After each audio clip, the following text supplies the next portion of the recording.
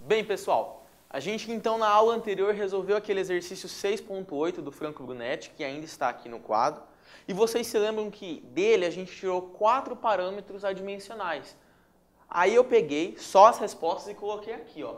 Então são esses 4 parâmetros, do π1 até o π4, beleza? A gente fez lá todo o procedimento, teorema dos π ou teorema de Buckingham, determinou uma base, fez as continhas, foi fazendo uma conta atrás da outra até chegar nos 4.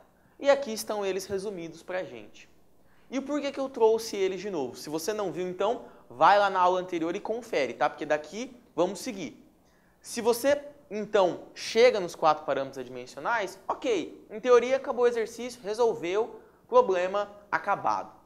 Mas existem alguns parâmetros adimensionais que dentro da mecânica dos fluidos recebem nomes especiais, recebem uma certa atenção porque aparecem com muita frequência. Lembrem que no enunciado do exercício, olha o que estava escrito. Em muitos fenômenos estudados pela mecânica dos fluidos. Então esse exercício ele já foi direcionado para que a gente chegasse em parâmetros adimensionais que são conhecidos, que já são mais famosos, que nós chamamos de números adimensionais típicos, ok? Conhecidos, que aparecem com grande frequência. E que são exatamente esses daqui, né? O exercício já nos conduziu a isso e agora eu quero comentar um pouquinho com vocês sobre quem são esses caras aí, ok? Então vamos lá. Primeiro, será que todos esses parâmetros aqui são realmente adimensionais? Vamos fazer uma pequena conferência, porque lembrem, não pode ter dimensão, logo não pode ter unidade de medida nesses parâmetros, beleza? Então, vamos colocar aqui, vamos dar uma verificada, ó. Viscosidade dinâmica, nós lembramos que é Newton segundo por metro quadrado, unidade de medida sistema internacional. Massa específica é quilograma por metro cúbico, velocidade metros por segundo e comprimento é metros. Newton, que está ali em cima, nós sabemos que é quilograma metro por segundo ao quadrado. Então, olha só o que acontece aqui, ó. Vamos fazer uma simplificação. Quilograma com quilograma, metro, segundo ao quadrado com segundo em cima dá segundo embaixo. Ou seja, vai embora com esse cara aqui também. Metros em cima com esse metros. Metros com metros cúbicos, metros quadrados. Com esse metro quadrado dividindo também, fica sem dimensão nenhuma. Portanto, parâmetro adimensional, não tem unidade de medida. Confirmado. No segundo, força. Força é newtons. Massa específica, quilograma metro cúbico, velocidade metros por segundo mais tal ao quadrado e o comprimento também tal ao quadrado. Então o que aconteceu aqui, ó? Metro quadrado, metro à quarta. Com um metro cúbico fica só o metro. Mas quilograma metros por segundo ao quadrado e newton é a mesma coisa. Então parâmetro adimensional também. Terceiro, comprimento é metros. Gravidade é metros por segundo ao quadrado. Embaixo nós temos uma velocidade ao quadrado, metros quadrados por segundo quadrado. Logo, adimensional e esse mais fácil, né? Porque é uma velocidade dividida pela outra. Então, metro por segundo também fica sem unidade. Logo, os nossos 4 parâmetros são realmente adimensionais, ok? A gente já impôs isso quando a gente fez igualando a M0, L0, T elevado a zero, quando a gente lá no teorema dos π, no passo número 5, ok? Então, resolvido isso, vamos comentar sobre o nome que esses caras recebem dentro da mecânica dos fluidos, o porquê deles serem mais importantes do que os outros, por que eles a gente tem um nome especial. Vamos lá? Então, ó, esse cara aqui, dessa forma como ele está, ele não tem nome. Mas se a gente invertê-lo, então vou fazer aqui do lado, acompanha comigo, ó.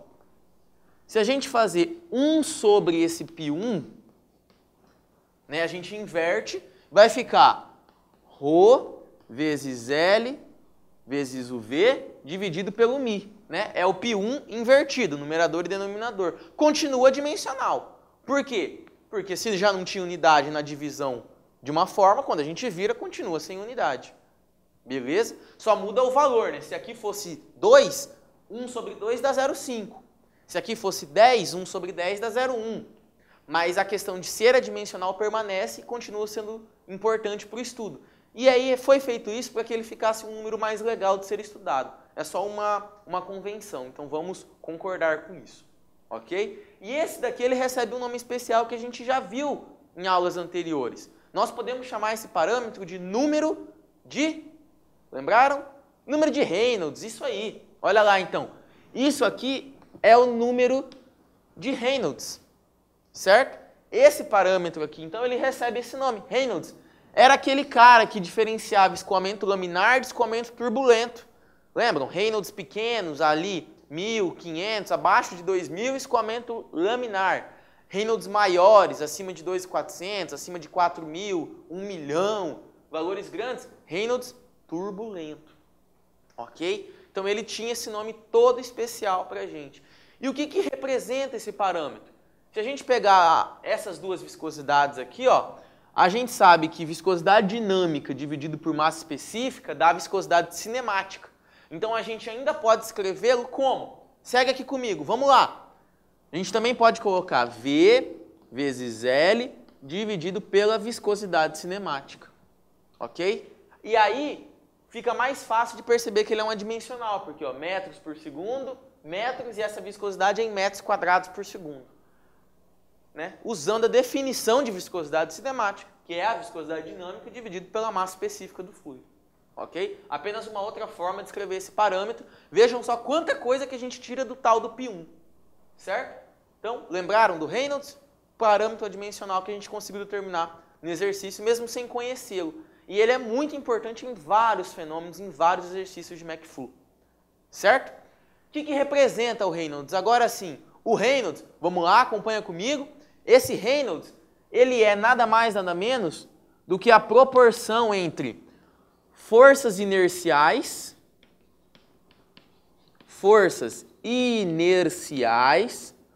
por forças viscosas. Lembrem, ó, a viscosidade está no denominador ali atrás. Viscosas. Que representa, então, a razão, a divisão entre essas duas forças. Ok? Para a gente conseguir visualizar melhor essa proporção, lembrem o seguinte, escoamentos que tinham baixa influência da viscosidade eram escoamentos de Reynolds elevados, como o escoamento turbulento. Já escoamentos onde a viscosidade era um fenômeno significativo, era algo realmente importante, né, era protagonista do exercício, a gente tinha valores de Reynolds baixos. Então, lembrem que o Reynolds é inversamente proporcional às forças viscosas. E como a gente pode chegar nessa conclusão que o Reynolds significa isso? Pelo seguinte, se a gente lembrar da segunda lei de Newton, as forças inerciais são massa vezes aceleração. Já as forças viscosas era a tensão de cisalhamento vezes a área, que a gente viu lá em lei de Newton para a viscosidade. Então, se a gente pegar e seguir isso daqui, a massa m, a aceleração a gente coloca velocidade por tempo, só para representar o fenômeno, né? A tensão de cisalhamento é μ vezes o gradiente de velocidade, que a gente vai representar aqui por velocidade dividido por um comprimento característico, que seria a altura da seção, e a área continua aqui, ok?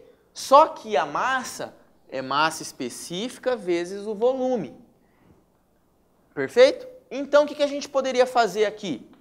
Massa específica vezes volume, vezes a velocidade sobre tempo, dividido por viscosidade dinâmica, velocidade, comprimento e área.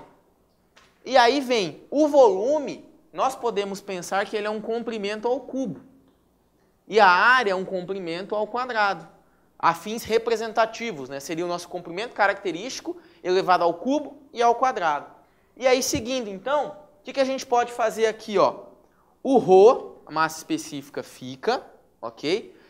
Esse comprimento ao cubo com esse tempo, vamos pegar um comprimento com tempo, dá velocidade.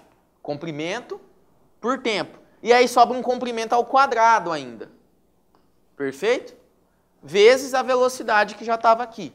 Então, comprimento por tempo, saiu um comprimento e ficou ao quadrado ali. Tudo isso dividido por viscosidade vezes V sobre L vezes aquele L ao quadrado. Então, na hora que a gente resume isso daqui, ó, L ao quadrado com L ao quadrado, ficou quem?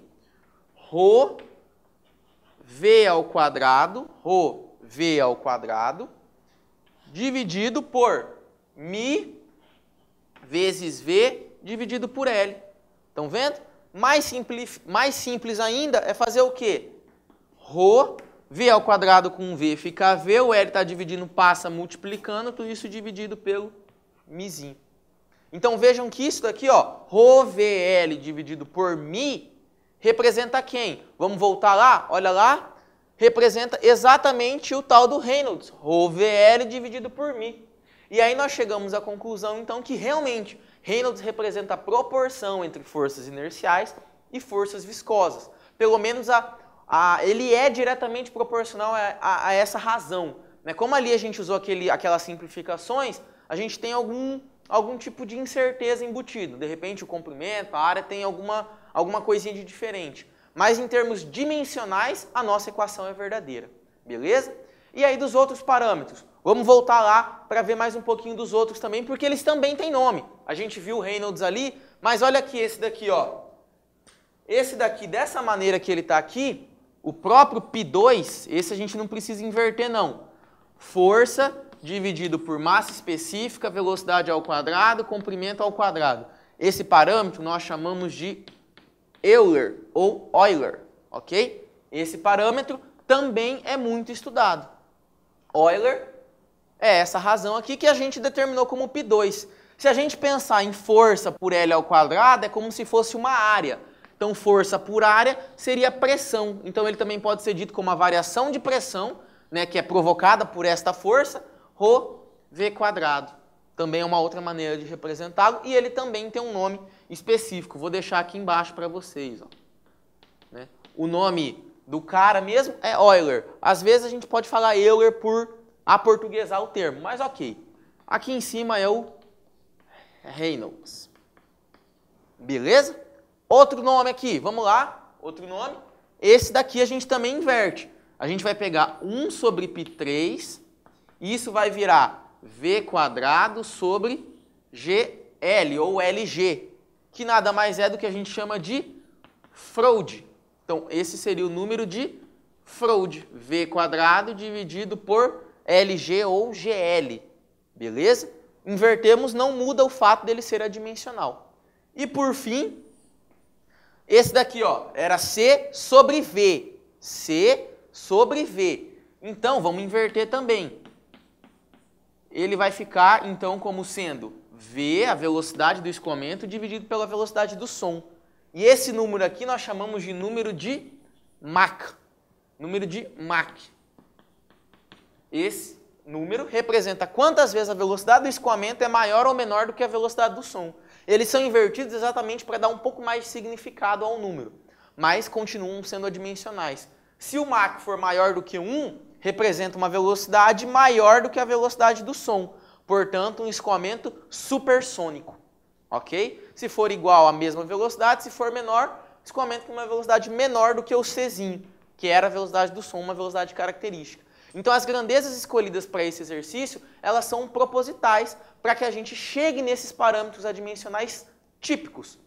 Reynolds, Euler, Froude e Mach.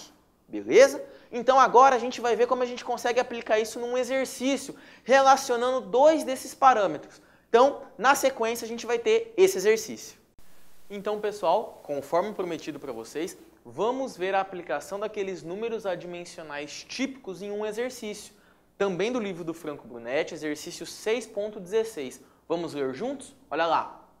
Dado um diagrama de Euler em função de Reynolds, no escoamento que caracteriza a queda de pressão no escoamento de um fluido ao longo de um trecho em um conduto cilíndrico de diâmetro de 5 centímetros, ok? Então, a gente tem a relação do Euler com o Reynolds de um fluido que está escoando.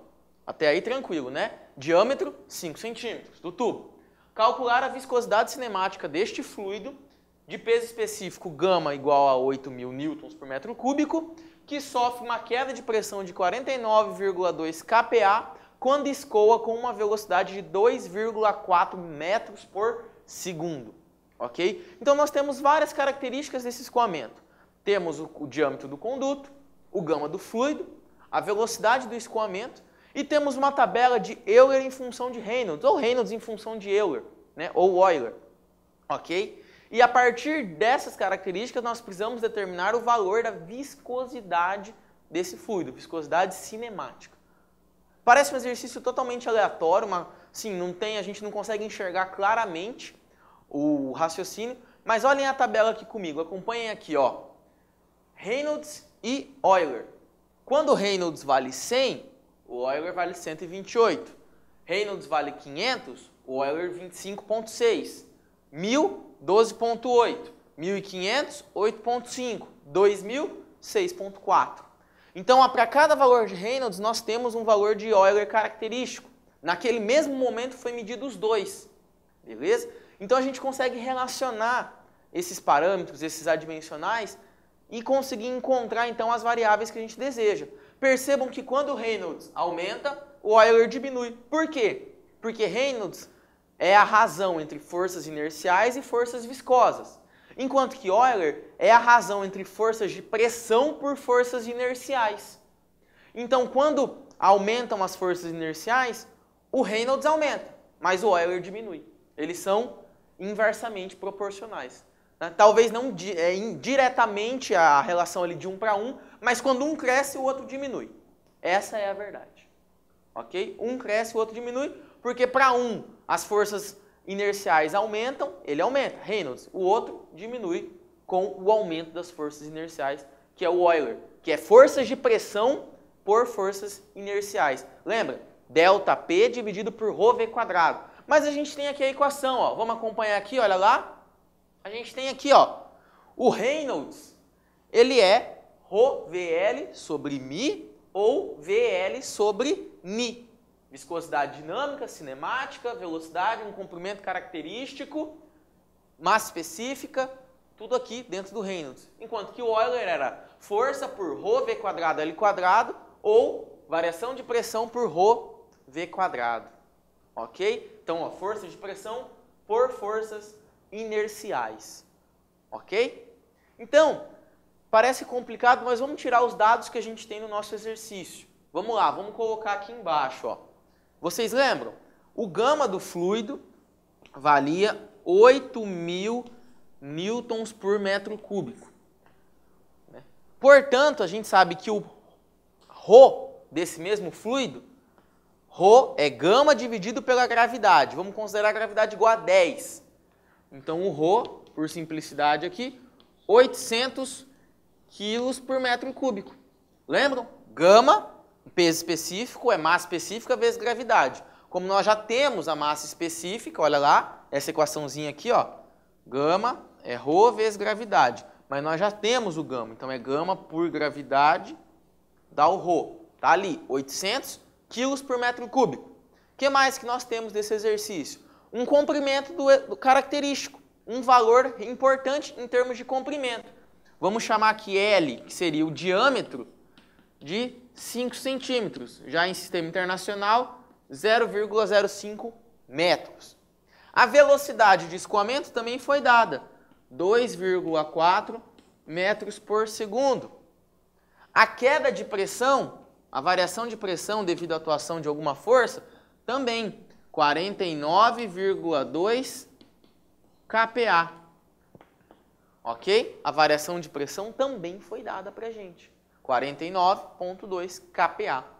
E reparem só que com esses parâmetros, a gente já consegue determinar o valor do Euler daquele escoamento, com essas características. Perceberam? Tá bem simples aqui, ó. Vamos fazer a continha então? Vem comigo, ó. Olha lá. ΔP, a variação de pressão, 49,2 kPa, 49.200 Pascal, sistema internacional. ρ, 800 quilos por metro cúbico. Velocidade, 2,4 metros por segundo ao quadrado. Essa divisão aqui, ela vai dar pra gente 10,677, arredondado ali em 3 casas decimais. Portanto, esse é o valor do Euler para o nosso escoamento. Com essas características, o valor é esse. Isso daqui a gente agora vai lá na tabela e pega o Reynolds, porque a gente tem a relação entre eles. Querem ver só? Olha lá, vamos aqui na tabela, vamos procurar aquele valor de 10,6 e encontrar o Reynolds. Poxa, Thiago, a gente não tem, mas a gente tem a tabela com os valores próximos, então a gente pode fazer uma interpolação. O 10,677 está aqui. O Reynolds é um valor correspondente aqui que eu vou chamar de x. Para esse valor de Euler, esse Reynolds. Para esse, esse. Para esse valor vai ter um valor aqui também. Ok? E a gente precisa fazer uma regrinha de 3 ali, uma proporção para descobrir esse cara. Vamos fazer aqui do lado da tabela? Acompanha comigo aqui. Então, vamos lá. Ó, se a gente considerar isso daqui, vamos pegar os dois mais próximos, né, para melhorar a nossa interpolação, para deixá-la mais concisa, mais coerente. Então, olha lá. Vamos pegar 10,677 e comparar com o de baixo aqui. Menos 8,5, certo? Esse com esse. Fazendo a mesma coisa para o outro lado aqui. X menos 1.500. Ó, este está para esse, assim como esse para esse. E agora vamos pegar os valores conhecidos. No Euler, 12,8 menos 8,5. Ok? E no Reynolds, 1.000 menos 1.500. Entenderam? Como se fosse uma semelhança de triângulos. É uma interpolação linear. Esse menos esse, do outro lado, esse menos esse. Tudo isso dividido por esse menos esse, que é conhecido, e esse menos esse, que é conhecido. E aí a gente vai descobrir o valor do x. Viram? Sobrou só o x de incógnita. Fazendo essa continha aqui, façam aí, peguem a calculadora, pratiquem. O x vai dar 1.246,86. Esse é o valor do Reynolds para aquele Euler. E aí você me pergunta, Thiago, para que a gente quer saber o valor do Reynolds nesse momento? Porque se vocês acompanharem comigo, vamos lá, olha lá. Reynolds é velocidade vezes o comprimento característico sobre a viscosidade. Se a gente tiver o valor do Reynolds, achamos a viscosidade, certo? Que era o nosso objetivo desde o início. Então, viram? A gente achou o valor do Euler, achou o Reynolds correspondente, porque a gente já tinha função entre eles, como se a gente estivesse relacionando π1 com π2, né, os dois adimensionais, e agora a viscosidade. Última conta, então, vamos lá? Acompanha aqui comigo. A viscosidade cinemática, ela é quem? Ela é Reynolds, tá aqui, vezes Reynolds, né? É igual a V vezes L, perfeito? Ó, viscosidade vezes Reynolds, passei multiplicando. Portanto, ela é quem? VL sobre Reynolds. O V nós já temos, 2,4 metros por segundo. O L, comprimento característico, 0,05. Dividido pelo Reynolds que nós descobrimos de 1.246,86. Perfeito? Façam essa continha aí e chegaremos na viscosidade cinemática, que é a resposta do nosso exercício. Essa conta, então, ela vai dar para a gente 9,62 vezes 10 a menos 5 metros quadrados por segundo. Ok? 9,62 vezes 10 a menos 5, arredondando em duas casas decimais, e unidade, metros quadrados por segundo. Viram só? Quando a gente relaciona os parâmetros adimensionais, a gente não precisa se preocupar com todas as grandezas, porque elas já estão relacionadas nos parâmetros. E essa é a utilidade desses carinhas aí. Reynolds, Euler, Freud, Mach, enfim, aqueles que aparecerem no teu exercício. π1, π2, às vezes eles não têm nome, né? A gente aqui falou de alguns que são típicos, que possuem nomes especiais, mas de repente no teu exercício eles vão ficar genéricos. π1, π2, mesmo sem nome, eles são importantes para caracterizar e ajudar na descrição do escoamento do fenômeno da mecânica dos fluidos. Perfeito? Então, espero que tenham entendido essa resolução, gostado, tá aí a viscosidade e concluímos aqui o nosso exercício. Valeu!